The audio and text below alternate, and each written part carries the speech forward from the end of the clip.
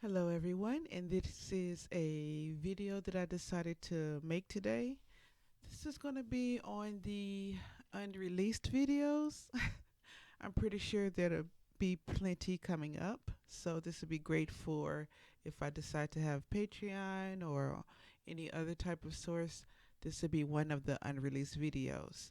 Now, excuse the lighting and everything, it's not a professional like it is for my podcast. This is just something that I'm doing for fun. I'm just giving my opinion on the things that I've seen and the way I interpret this stuff. Okay, so today we're going to talk about something that I have not seen until now. It is October the 10th, 2020. 10/10/2020. That's a good one, right? Okay, so I finally got the HBO Max today. And so I'm going through there and I'm watching a few shows and I come across the movie. Okay. So the movie that I had not seen until today was the Queen and Slim. Okay, so we're going to go through this little by little. And yes, I did take notes because halfway through I said, let me write some of this stuff down because I know I'm going to want to say something about it. First of all, I'm not going to say too many negative things. Okay, yes, I am. I am. I'm going to say some negative things. Because if I didn't, that wouldn't be me, right? And it's going to be explicit. So if you have any kids or anything around, put your headphones on because I'm not going to filter myself because I shouldn't have to. I'm closer to 50 than I am 40 without saying my actual age. So no apologies here. I'm saying what I have to say and it is what it is. Okay? All right. So, we got the beginning of the show. If you haven't seen the movie, okay? Right off the gate it irritated me because of the fact that this gentleman, and I call him a gentleman for my own personal reasons because throughout the movie that's what he displayed and so I call him a gentleman, okay? So this gentleman wanted to take a young lady out for, dinner or whatever. He had been asking her to go out, and I guess she was declining. But it takes place with them in a little, I guess you could say like it wasn't really a restaurant, more like a cafe type of thing. But so he asked her, Queen. Yeah, he asked her. He said, "So what made you finally want to go out with me?" She said because she was having a bad day. One of her clients was getting ready to get arrested. She was an attorney, and she said she usually goes home to get wine, but in this particular incident, she didn't want to go home alone. So she decided to take him up on his offer for dinner. I had a problem with that because I understand that you're supposed to take your time to get to know somebody, which is cool. There's nothing wrong with that. You're supposed to absolutely vet people before you go out. But for her to say that, "Oh, I just wanted to eat because I didn't want to go home alone," that was kind of fucked up. You know what I mean? It was kind of fucked up. I'm not going to filter myself. It was kind of fucked up. So, like most people who would have probably paid for the tab and left her, he stayed there, so he was a gentleman. He continued the conversation and everything. All right. So they get into the car. He has his phone so that he could get the directions to know where she lived, which is what Lyft drivers do, Uber drivers, what most people do nowadays, okay? So instead of her just telling him where she lived, she said, "Oh, I can handle that." She takes his phone. She did not ask. She takes his phone. Not only does she take it, she starts fiddling in it, scrolling through and talking and laughing. And he was like, "What are you doing? Don't go through my phone." He asked her the first time, "Don't go through my phone." The second time, I don't want you to go through my phone. She's still doing it. I don't know why you would have to be so hard headed to not. Just think about it like this: if it was switched around and some dude had took a girl's phone and was going all through it and stuff on the first date, everybody would have been like, "Oh no, drop him. He a loser. He insecure. Blah blah blah blah blah." But then when she did it to him, it seemed like it was this something that was normal. No, that shit ain't normal. It ain't normal for me. I'm not trying to go through your phone. If I have to go through your phone, then it's a problem. And plus, this our first date. I shouldn't give a fuck what you doing on your phone. Just use your little phone and take me home. Had they done that, none of the rest of the shit wouldn't have mattered. The movie would have been over with. Okay? So, she has this phone. She's going through it. She's doing things she ain't got no business doing. She being such a smart mouth. Which later on in the movie, of course, as usual, you realize that she had a hard, childhood and, some kind of mother drama and things like that. Issues that she obviously hadn't worked through with therapy like you should. Or even if you don't have therapy, you should still work through those problems the best way you can. I'm not saying everybody has money for therapy. A lot of people don't. But you still have to get through your problems. You don't just hold on to them like a jacket. So anyway, I'm going too far. So I guess this was his mistake because he didn't have to do it while he was driving. He could have pulled over and stopped. That would have been better. But while he's driving, he tries to grab his phone, which causes him to swerve.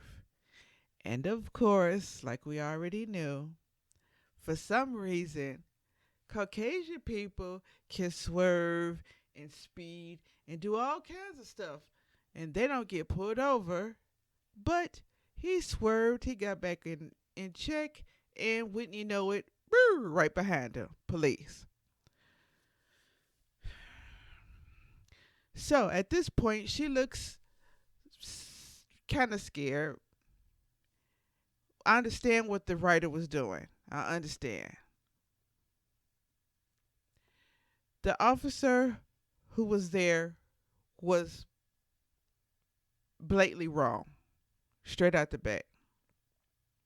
All he had to do was tell him while they was getting pulled over, run the tags come back clean, give him his ticket, and you on your way. That's what he would have done to his Caucasian counterparts. But no, tags came back with no problem. This dude wanted to look all through the car, whatever. Nothing was in the car. Nothing was in the back seat. This dude said, open your trunk. First of all, you don't have a warrant. So you shouldn't be asking people to go through the trunk. But when the dude opened the trunk, he was like, oh, what's in those boxes? They were shoe boxes. He said, shoes? He opened the shoes. He said, open those boxes. So he opened the boxes, and they were shoes. Police officer digging all in the shoes. Wasn't nothing in there. They were shoes. But since he was looking for something, probably looking for something to plant. Since he was looking for something, then he felt kind of silly. Well, on top of him feeling silly, dude made a mistake and said, are we done here? And the police officer was like, what? And he said, it's cold outside. It was winter time, okay? It was snow on the ground. It was winter. Smoke coming out his mouth. He was like, it's cold. Again, had it been his Caucasian counterparts, he would have been like, oh, okay, you're fine. First of all, he wouldn't even ask to go in the trunk. Dude could have had AK-47 in there. Nothing would have happened. But since it was a black guy, then he got mad because this uppity black person, we already know that, okay? Uppity black person said, are you done? So this dude, the police officer, pulls out a gun and says, get on the ground. I don't know what he was going to get arrested for talking, I guess. But I guess that was good enough for him. Well, when Queen sees that, she was like, gets out of her car. Because remember, she's a lawyer. So she says, why are you telling him to get out of the ground? Why are you pulling out your weapon? She's asking the guy over and over again. The police officer knows that she knows what she's talking about. But he gets all antsy and stuff. Get on the ground. You shut up. Get on the ground. You shut up. And she's saying, I'm an attorney. I'm an attorney. I'm a lawyer. What's your badge number? What's your name? This is not the way you're supposed to be doing it. So when dude is on the ground, this police officer was getting ready to literally shoot him for no reason, for talking. That would have been his thing. He was going to shoot him for talking. But since the girl had gotten out of her car, he shoots her instead in the leg. When he shoots the girl in the leg, she goes down. The dude pushes the officer, and they start tussling. Okay? They're tussling back and forth. The girl's bleeding. The guy grabs the police officer's gun because the police officer was grabbing for the gun to shoot him. I don't know how he would have covered this whole thing up, but whatever. He grabs it before the police officer does. Pow. Shoots the officer. Drops the gun. Okay? Girl's bleeding. Officer's dead or bleeding. And he's sitting there scared. Which he should have been. Because all of that could have been avoided if the police officer would just gave him his ticket, if he was swerving or speeding. If he thought he was drunk, give him a sobriety test or whatever and let them go. The guy said he didn't even drink. They didn't have no drinks at the diner. Okay. All of this happened in Ohio. Okay. Now, this is the second part I had a problem with. Now, mind you, if she hadn't grabbed the phone, he wouldn't have swerved in the first place. She got out the car, which she shouldn't have, but it was a good thing she did because he would have been another dead person. And the officer probably would have shot her because she saw it and was a lawyer. So anyway, and I'm speculating. So anyway, she tells the guy that she's seen stuff like this happen. She knows what's going to happen to him. Get in the car, let's go. And he was like, I don't want to get in the car. I didn't mean to do this. It was self-defense. She talks him into getting in the car and leaving because she knows what's going to happen. She's seen it before. She's worked with clients. It's not going to matter if it was self-defense. It's a black guy who shot a police officer. So she says, go. And he's like, well, what about you? You're bleeding. She says, go. Begins the chase. Okay? So they drive off and everything. They don't know where they're going. They don't know how they're getting there. They don't know how much money they need. They don't know anything. Okay? She says that she wants to go to her uncle's house, which was in... one moment, let me look at my notes. Where was her uncle's house?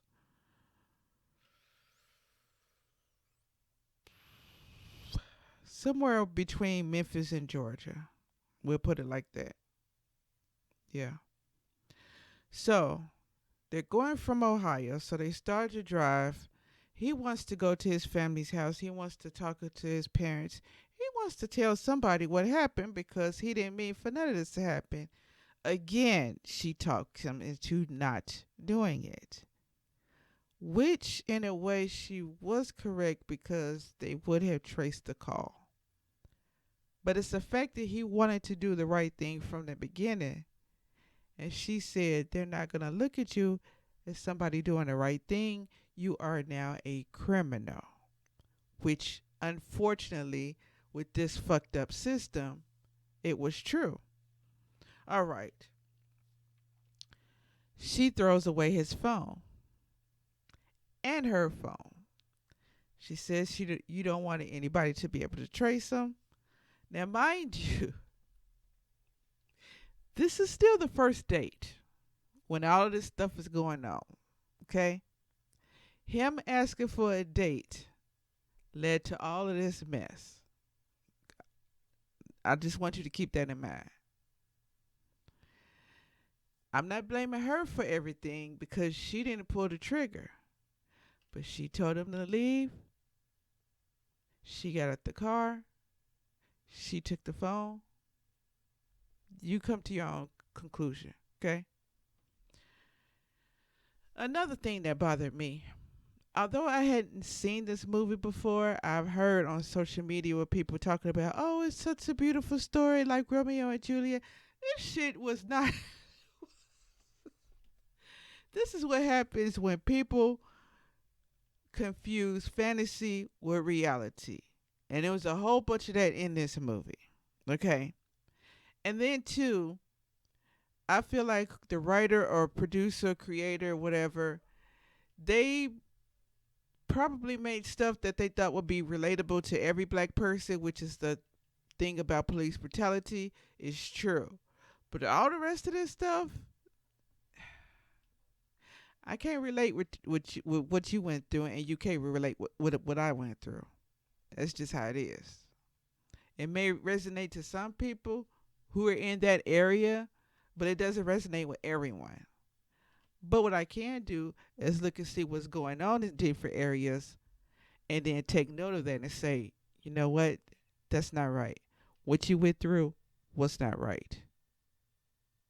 All right, so let me keep going. So after she throws out the phones and they're on the run and they're on their way to the uncle's house, um, her tone with him from the gate, I thought it was. I thought they wrote her tone to be more of a do as I say, not as I do type of thing. It was a little bit funky, if you can understand. You know that I'm gonna do this, I'm gonna do that. You know, she didn't shake her head, but it was just a tone. And at first, I was offended because I thought that they was trying to make a point of who was the dominant person. But then I thought about it, and I said, well, first of all, she had all these strikes against her from the gate. She was struggling to get through school. Her mom had passed away. She's black, which is already a negative. She's a woman, so that's another negative. She's probably the one of a few black women in law school. That's another negative. She made it to be a lawyer in a male uh in a male society where men still degrade you and talk shit about you. That's another strike. So maybe her dominant tone was for people to listen to her instead of dismissing her, especially with her being a lawyer. You can't win any cases by being quiet and timid and so nice and sweet. You're going to have to put some dominance in that voice, especially if you're trying to defend somebody. So that's what I had to take into consideration. Maybe her tone is just something that she had got accustomed because of her circumstances. Does it make it okay to talk to everybody like that? I don't think so. But that may be something that she had to do. All right. So her tone was kind of off-putting to me. Um, After that incident, they had their pictures everywhere on the TV and all of that. She had long braids at first, and then the guy, he was kind of scruffy, meaning, with the little beard and everything. So they were trying to disguise themselves. So he cut off his hair and his mustache and beard and everything. And she had said she was going to cut her hair at first, but her uncle, by the time that they got to the uncle's house, he was like, yeah, you're going to need to do this. Speaking of which, I think the uncle was a little bit ahead because I remember she cut her hair. Yeah, the uncle had to be somewhere between Ohio and Tennessee because they were going in that direction. So yeah, she hit the uncle's house before she got down further. So anyway, the uncle was like, "You're gonna have to, try to change the way you look because they're looking for this picture." So she like, okay. So she cuts her hair into this short, tapered cut.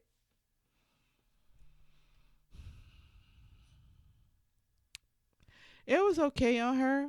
I'm not gonna lie. I'm not gonna say it was, ugly at all and nothing like that. It was okay on her. I like taper cuts myself. I feel like if she was gonna cut her hair, she should have colored it too. Because as as they went on in the movie, people still knew where they were everywhere they stopped. Speaking of stopping, when they got to the Tennessee border,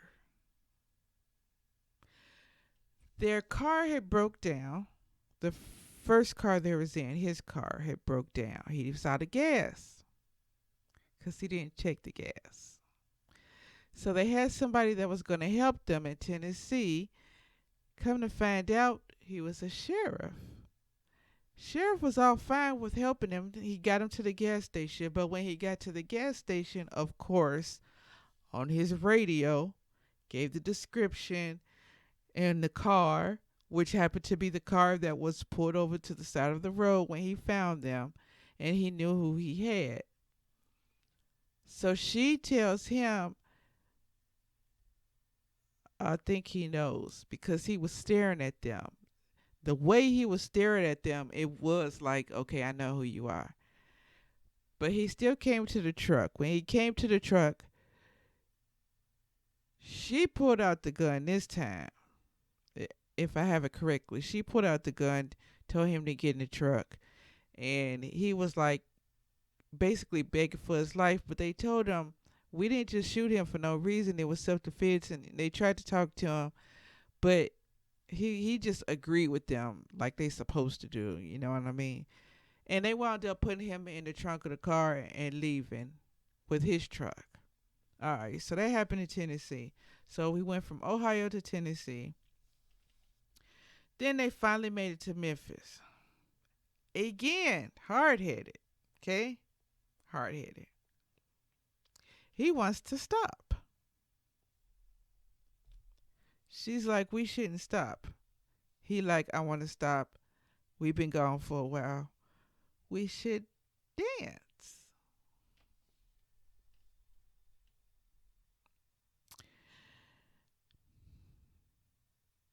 And she even asked him, you gonna risk everything for a dance? This dude said, yeah. Bruh. Really? That's why I said people can't distinguish a real story from fantasy. They had to put these little bits and pieces in made for a movie because it had to be in every movie. You got to have the action, you got to have the love, you got to have this and that. I guess they tried to make it like a hood Romeo and Juliet. I don't know, but the parents wasn't against them, so I can't say Romeo and Juliet. But anyway, so they dance. They go into this bar in Memphis. How do we know it's Memphis? Because the sheriff was in Tennessee. They started to drive and they came to a blues bar. If you know anything about Tennessee, I'm from Tennessee. You know that when he said they had a few hours to go till they got to Atlanta, they was in Memphis. So they went into the blues bar, and as soon as they walked in the door, quit playing. It's dark now, okay? Lights down, people dancing, smoke, all kinds of stuff, drinking at the bar, lights down and everything. As soon as they walk in, everybody knew who they was. Bruh, what was the purpose of cutting all your hair? Everybody knew who they was, okay?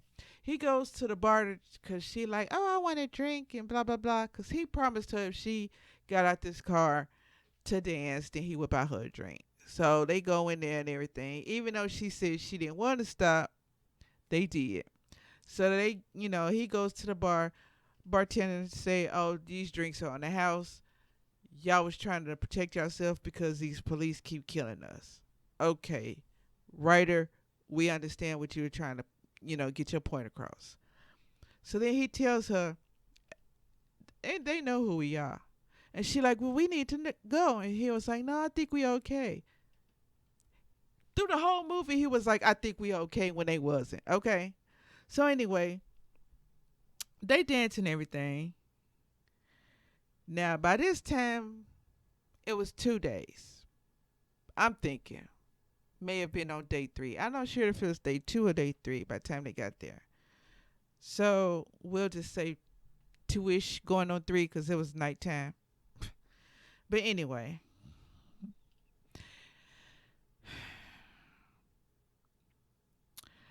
after they dance and everything, they go into this. I don't even know what the hell you want to call it. It was like they was talking, but they wasn't moving their lips like they could read each other's mind. This cosmic thing. And he was like, well, what do you want? And then she was like, I want somebody to love me for who I am and my bruises and all this bullshit. Y'all on day 2. What the fuck are you talking about? Okay? So then she like, what do you want? And then he goes all through this little same rhetoric and my girl this and my girl that. Day 2. Day 2. Now, mind you, before they even got in this bar, he asked her straight out the gate, would you have went on a second date with me?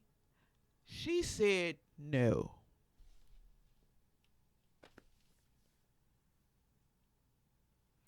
No. She had no intentions of going to for a second date with him. She said, it's nothing against you. I just like being alone. Now, in real life, we all know the dude would have left her. Maybe hadn't not been all of the, shooting and everything. Maybe they were stuck together by the end. But under normal circumstances, she would have been left. Okay? I would have left her. If it hadn't been a shooting part. But they were stuck with each other. So they go through all that little spiel. I want this and I want that and he wants this. And I guess, if I had to guess, people were swooning by the end. Oh, look at Black Love. That shit was toxic. From day one. From day one, it was toxic. The whole relationship was toxic. The people were toxic. Well, actually, he wasn't that toxic. It was her. She was kind of toxic. But that's just how the writer wrote it. So that's just how it was. So we leave Memphis. We left the uncle already. Car breaks down again. Bruh. If you ain't learned nothing from this movie, you should learn how to teach yourself about cars. And I'm not saying you have to be a fucking mechanic, but know when your gas light come on. Know when it's time for you to fill up your gas tank. Know how to change a tire. Know if it's smoking, what to look at, the radiator or something else. Have an idea. So, car starts smoking, which was the car that the uncle gave him, as a matter of fact, to try to help them. They had to pull over. And I'm guessing they was in Georgia by now. Or at least close to Georgia. They stop. Oh, wait. Yeah. So before the car breaks down, they stop at this little ranch thing. And she pulls over when he says he didn't want to. So she pulls over, or he pulls over. I forgot who was driving. To pet some horses. Like I said, this whole movie was two people making bad decisions through the whole entire thing. She kept him from getting shot at the beginning, but this whole movie was nothing but, it should be called Bad Decision Movie, because it was bad decisions. So they stop the pet horses. She tells him to get on the damn horse. And then that's when, of course, the owner comes out. Hey, get away from my horses and blah, blah, blah. And they jump over the gate and they laughing and everything like that shit was cute. It wasn't cute to me. Because when she was over there with the horses, nothing happened. But then when he gets on the horses, then he gets caught. Okay. So, past the horses, then the car breaks down. They didn't know anything about cars. So they stop this dude, this dude in this garage, told them this price. It was super duper expensive. It was the last of what they had. He knew who they was. Again, why did y'all cut off your hair if people knew who you was anyway? He knew who they was, but he was going to help them anyway. Because like I said, police brutality is a bitch. So he goes to help them, but they kept bothering him. They kept, being all up in there. He couldn't really get his work done. They paid him to get the work done that day. So he tells his son to take them for a walk. Again, people who get fantasy mixed up with real life. The son is like, yeah, I'll take him for a walk. He's excited and everything because to him, they're like superheroes. Oh, they did this and they're some badasses and they're Bonnie and Clyde and all of this shit that's not really for real. They didn't go out to be no kind of activist or nothing like that. It was an accident and they ran point blank. But everybody else made it look like they was heroes, okay? Look at my hair, y'all, sticking up. But that's my cord. But anyway, everybody was treating them like they was heroes. So, unfortunately, when the boy takes them for a walk along the river, he talks about being ready to die. And sometimes you gotta be immortal. And all this other kind of bullshit. Basically, it's that church bullshit. You know what I'm saying? And which I might, let me go back though. At the beginning, he was playing church music. And she was like, can you turn it off? And then she had told him she didn't believe in God and all of that stuff. And he like, oh, Lord, help us. Really? So anyway, the little boy talking about being immortal and talking about all of this other stuff and what you got to be ready to die for. And all this heaven and bullshit. So anyway, car gets fixed. They go on their way. At the same time that they're leaving this town, the town has a protest for them. The other people don't know that they was there. The boy knows they was there. The boy goes to the protest. He's angry. Okay? He didn't get his emotions in check. He's a kid. Okay? He's a kid. He's angry. He goes out there, blah, blah, blah, blah, blah, and shoot me, shoot me. He had this vendetta set on being killed so he could be like the heroes. Okay? There's no hero in death. You don't want to be a hashtag. I understand certain circumstances, especially with the police. Nobody intends to be a hashtag. But you don't go out to look to be a hashtag. The little boy goes in front of, and I say little boy, but he looked like he might have been 12 or 13. Little boy. Goes out in front of the protest. Not in the crowd, in front of the protest, in front of the police. Shoot me, blah, blah, blah, blah, blah. The officer, who's a black officer, pulls up his shield so the boy can see. I'm black, you black. You know what I'm saying? I'm trying to do my job. He tells the boy 4 times to go home.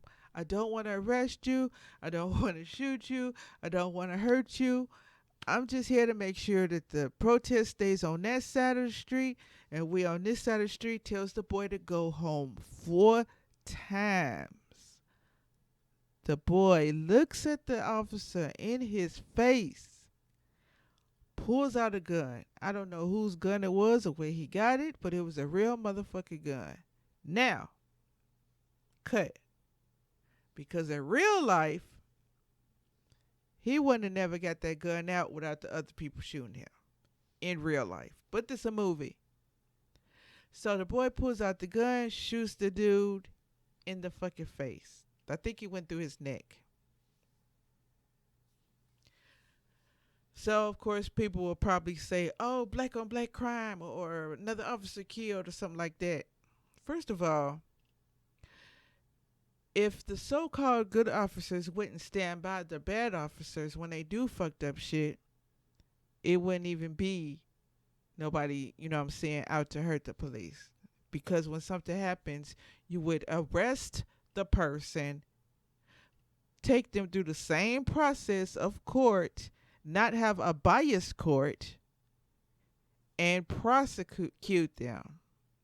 You don't just arrest somebody, you arrest and convict. Same shit you do for everybody else, they have to have the same consequences when they do something wrong.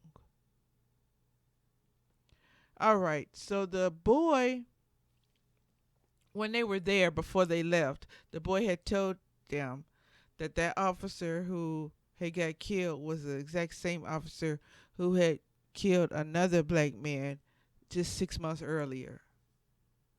So that lets you know that that officer had every intentions on shooting that dude again based off of him talking. He had this agenda. There are so many racist people who have infiltrated the police, lawyers, nurses, teachers. There's so many racists out there right now, and they're right under your nose. And nobody says anything to them. They just let them go along their life as if it's okay to discriminate on somebody based on color or what you think you heard without ever, you know what I'm saying, being in a situation to talk to somebody. Because just like you have white people who they call trailer trash and, other white people don't talk to them, you have black people who, were in poverty all their lives and brought themselves up. They have a story. People who are never in poverty have their story. There are different types of people for different ethnicities. But anyway, so after the boy kills the officer, he drops the gun and stands there. At the same time this is happening,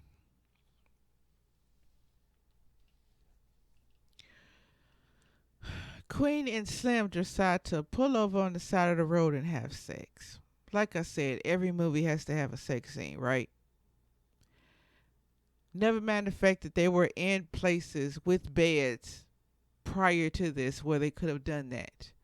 But for the excitement of it, they had to pull over in broad daylight on the side of the road as if they weren't fugitives and have sex. And not just regular sex. I'm talking about they was both butt naked.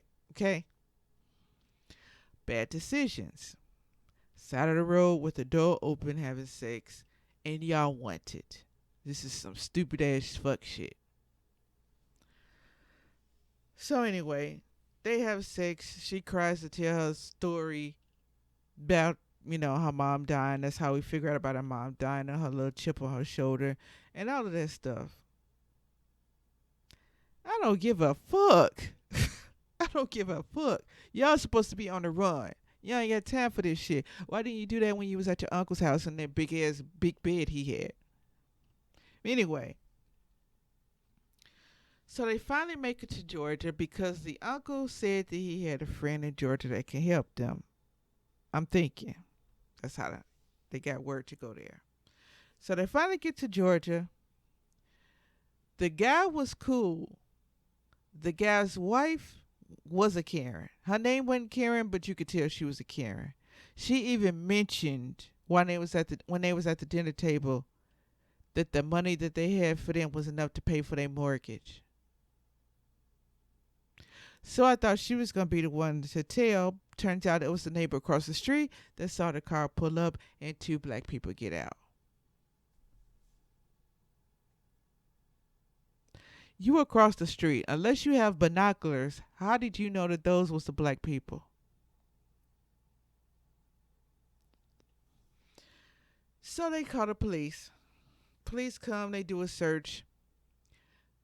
Queen and Slim is hiding in some kind of compartment in the house. They don't find them. Okay? They make it all through the night in that little cramped compartment. They come out the next morning because Queen said she didn't want to stay there all her life.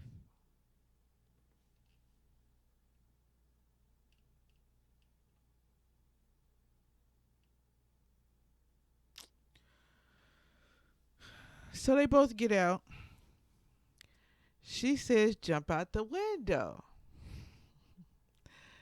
The house is like 2 or 3 stories up.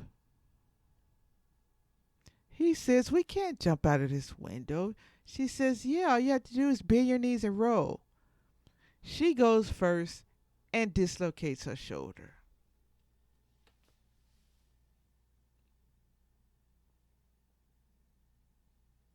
Movie of bad decisions. He goes out second.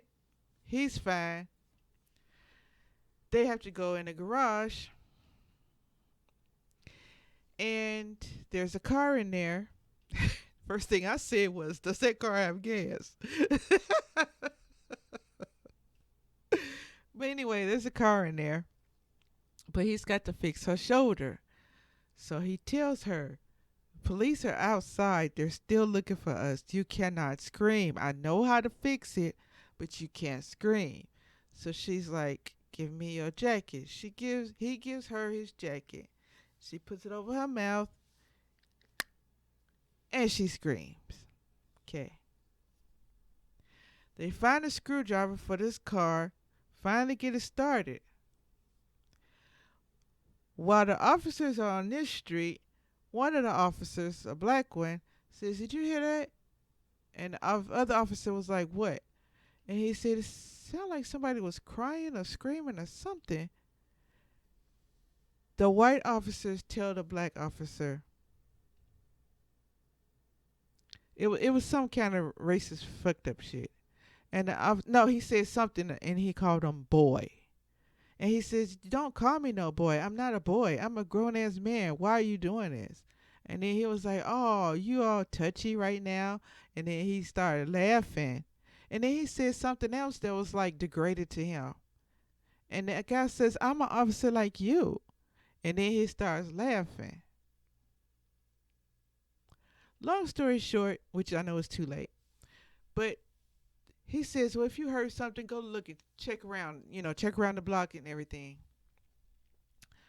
Police officer goes around the back. As they're coming out of the garage with the door up on the other side of the block, he's standing there. And I'm thinking, please don't run over this officer. You already got one killed and a little boy killed one. You know what I mean? Officer stands there and has to make a choice. Do I call back up or do I let them go?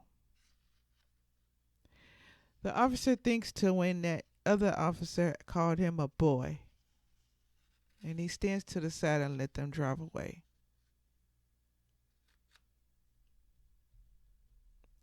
Now, let me go back to when they had the dinner at the family's house, the one where the Karen was there, the wife. And I'm bringing this up for a reason, because in my opinion, religious people get they dig hard by making a atheist character or a non-believing character pray. And so when they was at the dinner table, the guy and his wife, they wanted to pray, and Queen says, let me do it. And she gives this fucking prayer, thank us for getting where we are and all of this stuff. And I'm thinking, he ain't got nothing to do with where you are or how you got there. It was from all the bad decisions that you made, the reason why you there right now. You know what I mean? And the cars and all of that stuff was from people helping her. Her uncle and other people along the way who helped them. It didn't have nothing to do with God. Where was God at when the other black people was getting shot by the police? Where was God at that night where he was about to shoot Slim.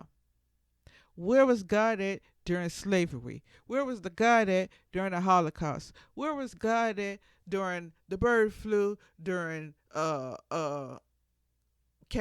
mad cow disease or whatever? Where was he at during Ebola, HIV and AIDS? Where was he at during all the cancer on kids? Where was God at when all of this was happening? But they want to they want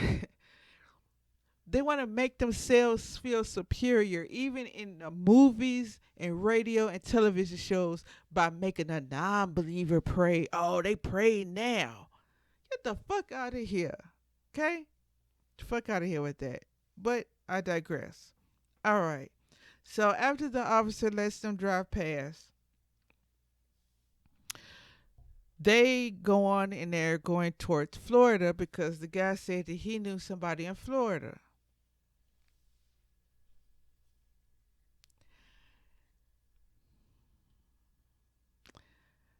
I didn't trust that. But they really didn't have no choice because these two are wanted.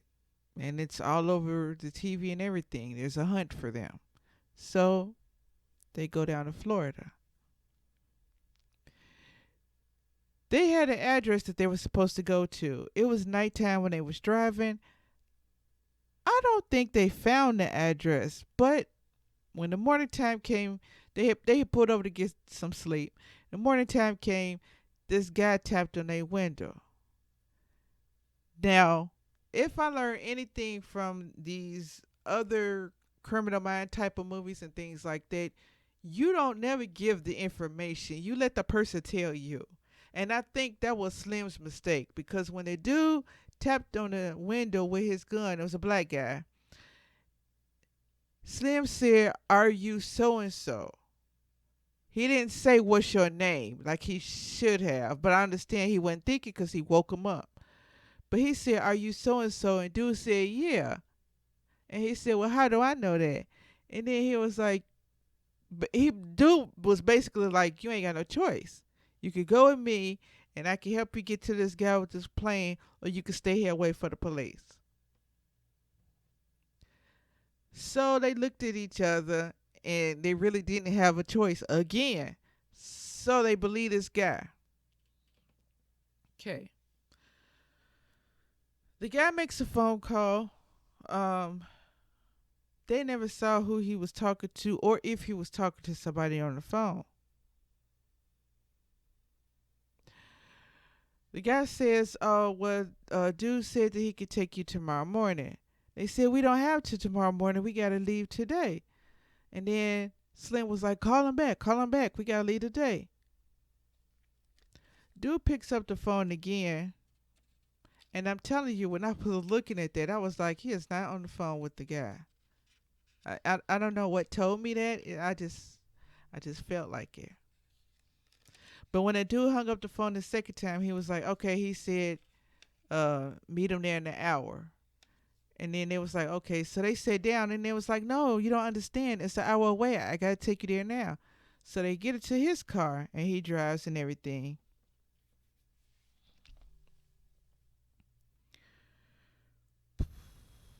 So the guy starts talking about his life and everything, and he's smoking weed. Now, mind you, this guy was in a trailer.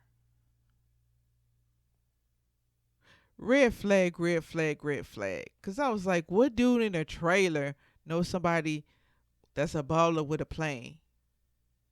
But it's a movie, right? So the guy drives. They go to this like private airplane, port or whatever, and the plane was there running. And the guy says, "That's him right there." I feel like if it was legit, he would at least waited till they got on the plane or stopped or talked to the guy. He did not. They got out the car. He said, "That's him there," and he drove away. Soon as the guy drove away, guess who was behind him? The police, of course. So They never made it to the plane. Police come, pull up, and land up across the thing. And Queen and Slim hold hands. The officers tell them to get on the ground.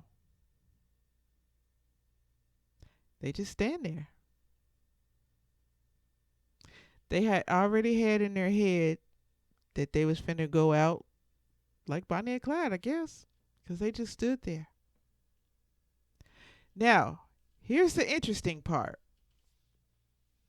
I know that they were told repeatedly to get on the ground,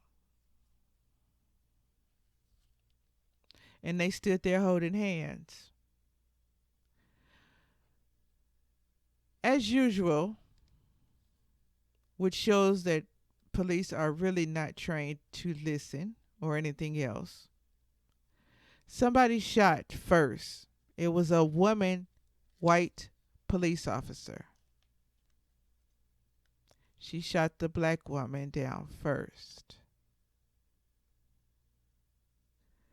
Now that's irritated me because at the beginning, the officer shot the black woman first. And then here's the end, where another officer, a woman, threatened by the black woman, which neither one of them had a weapon, shot her first. When the white officer lady shoots the black lady, she falls back.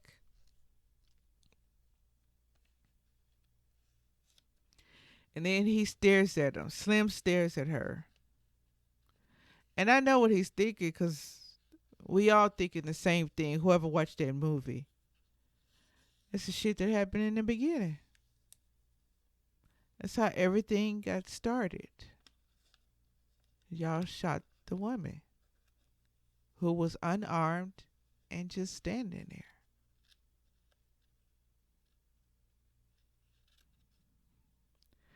The police are giving him commands, but he's numb to everything.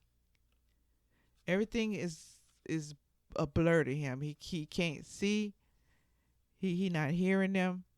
He's just looking at her bleeding. He picks her up and starts walking with her towards them, her limp body. And he's damn near walking like, look what you know what I mean? Like, look what you did. They tell him to stop repeatedly. He doesn't. And they just open fire.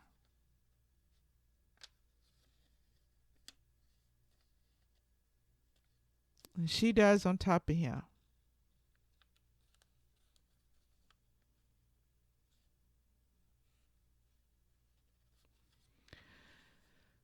Then at the end of the movie,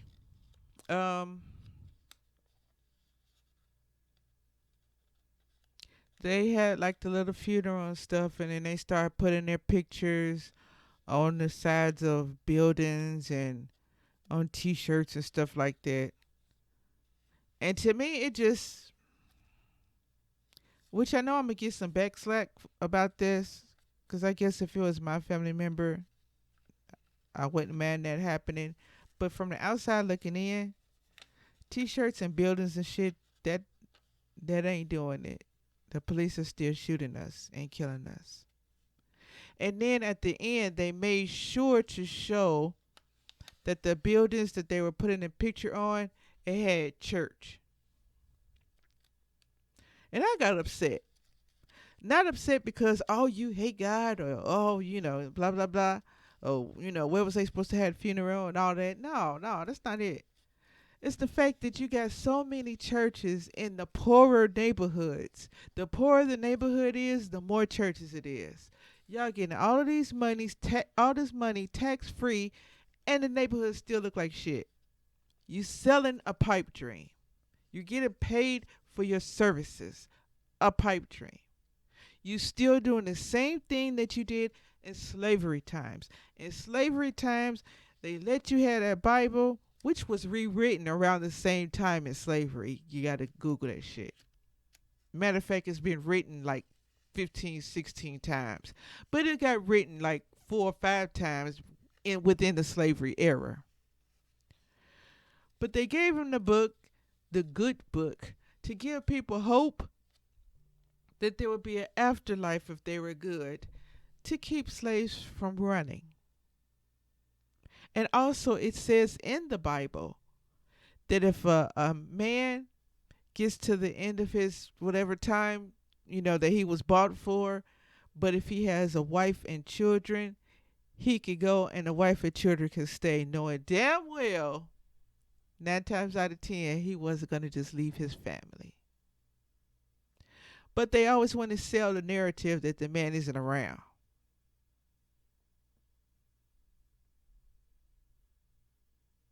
And don't get me wrong, it is some fucked up guys out there because that's what they learned from their parent. But all of them are not like that. A good majority, but not all. Not all. And women know that. That's why you got so much catfighting going on with the women. Because they feel like, oh, I got one. I better hold on to him as much as I can, even though he may do things that are bad to you. You can't hold on to something for a dream if somebody's hurting you. But let me go back to the Bible. The churches in these poor neighborhoods sell the same dream that they have during slavery, where they tell you that to look up and keep your head up, and God's going to make a way, and God's going to give you a better place in heaven, to get you to overlook the fucked up shit that's going on right now. And some people may be like, well, what's wrong with that? But you're in a pipe dream because you're squandering your life now in hopes of something that you can't even prove is there. Who do you know that's been in hell that could tell you is there? Who do you know that's been in heaven that could tell you? You got people that make up, stories. Oh, well, I was in a coma and I saw this kind of light. It's mighty funny that every religion that person is in, that's the heaven and hell that they dictate when the coma. You never see somebody who is Catholic who will see a Christian God, or somebody who's Hindu and see Christian God, or someone who's Muslim that saw a Christian God instead of Allah or Muhammad or whatever. You never see that. You only see the person dictate what religion that their parents was and they was, and the stories that they heard. That's what comes back into your brain when you come out of your coma or any kind of accident.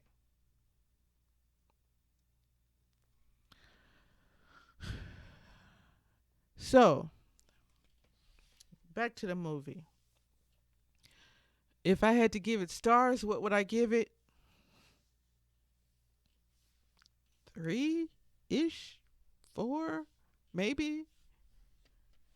Was it a trash movie? No. Does the writer, producer, whatever, always have to put in religion?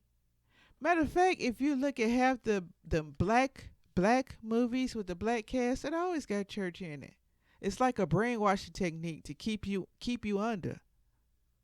You don't see that with the white movies. You don't see that with Hindu movies. You don't see that with any other movies.